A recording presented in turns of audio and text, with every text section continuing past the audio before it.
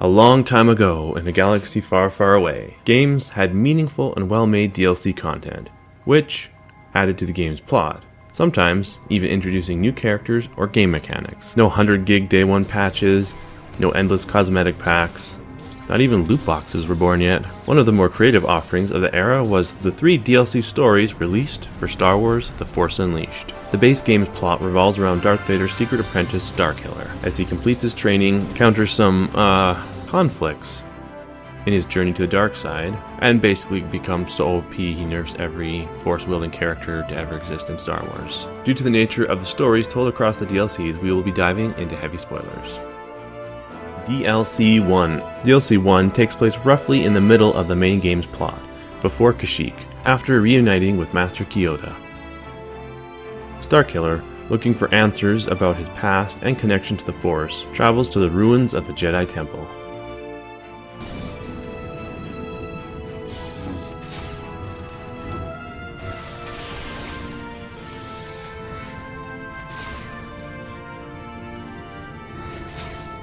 After entering and battling through rooms of enemies,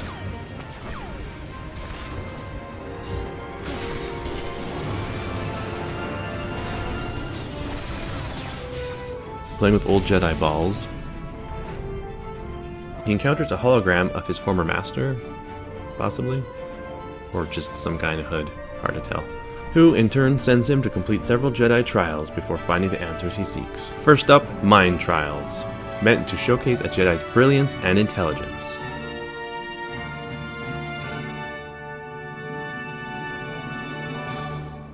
Oh, they're line puzzles. Oh, I got it.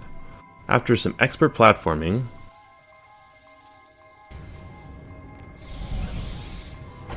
Starkiller is confronted by an evil Sith vision of himself.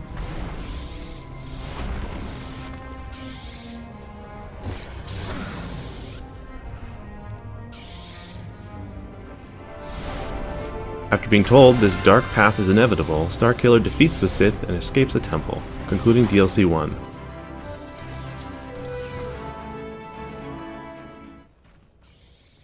DLC number 2.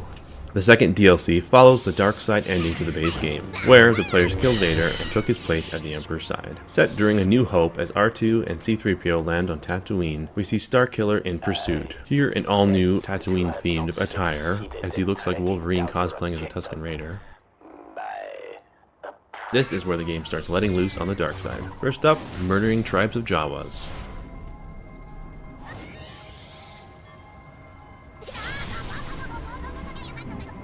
We then need to remove a sandcrawler blocking our path. I remember this happening to my Lego sandcrawler once. Anyway, reaching Jabba's palace, we murder many Gamorreans.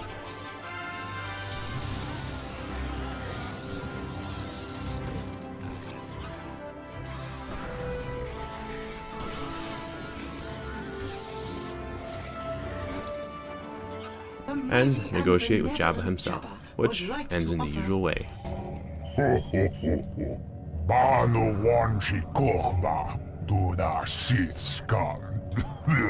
The Empire seeks 2 droids, Astromech and Protocol. You will be compensated for any information that your spies can provide. droid on Tatooine. Makuna Sir, Garandan has reported seeing 2 such droids in Mos Eisley. Master!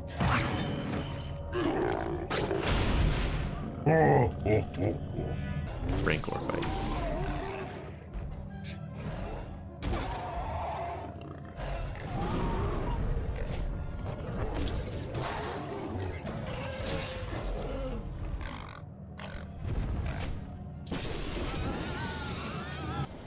You will do no such thing, Captain. Escaping and engaging in some droid torture along the way. Yes, my lord. Of course.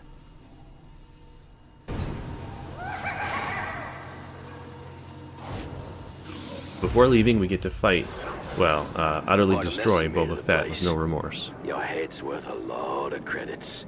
So, I'll be bringing it back to Jabba now.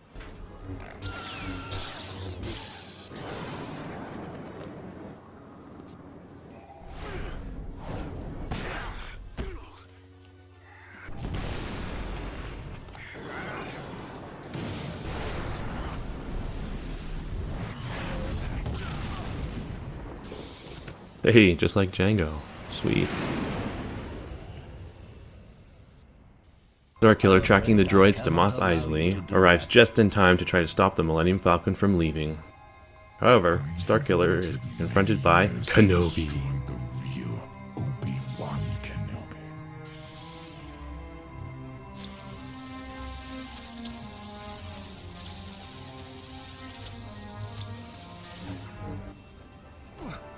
Starkiller does not go easy on him. Old Ben didn't put up much of a fight, did he? Headbutt. Oh, that's gotta break his back. Oops.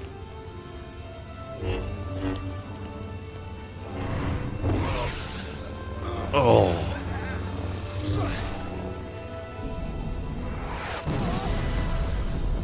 Okay, that engine part was a little excessive. At least he gives us a phase 2.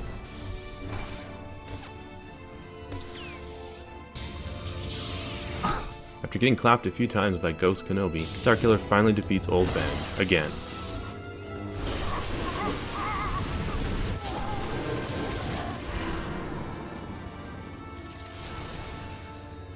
Did he just kill a Force Ghost?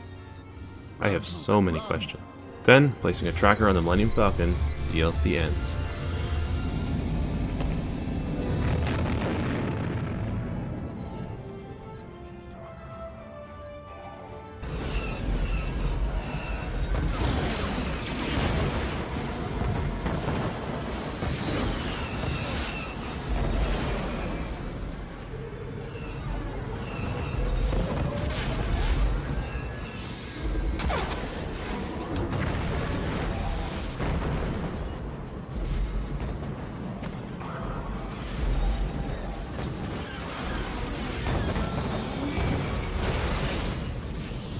The third and final DLC takes place at the start of Empire Strikes Back, where the Empire has tracked the rebels to Hoth. Starkiller infiltrates Echo Base in search of young Skywalker, platforming our way through the ice fields to take a brief tour of the thriving Wampa population. Well, thriving until Starkiller shows up.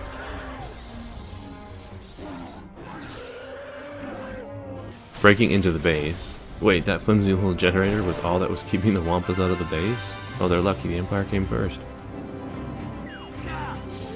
After unleashing a horde of Wampas into Echo Base, we push around any rebels that stand in our way.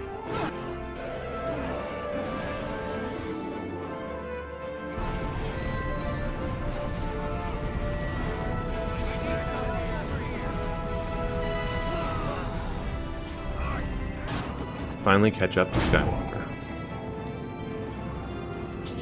We meet at last, son of Vader.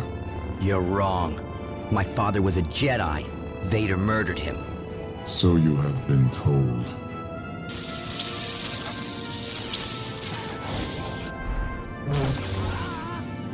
Easily beating him, Luke retreats into the hangar, where Starkiller continues to bully him. Threatening to harm the passengers of the Millennium Falcon, Luke has finally had enough and gets mad.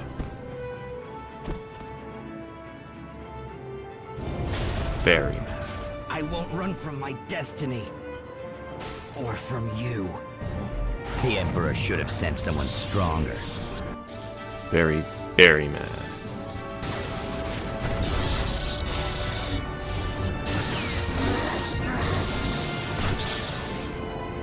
Ben was wrong. The dark side is stronger. He's called Fallen Luke.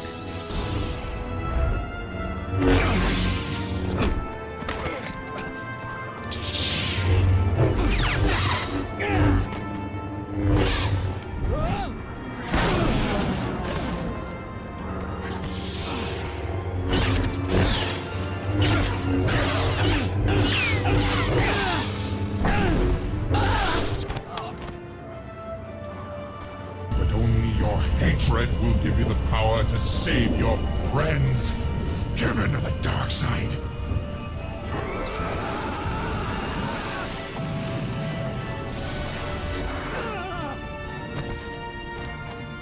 Let the anger flow.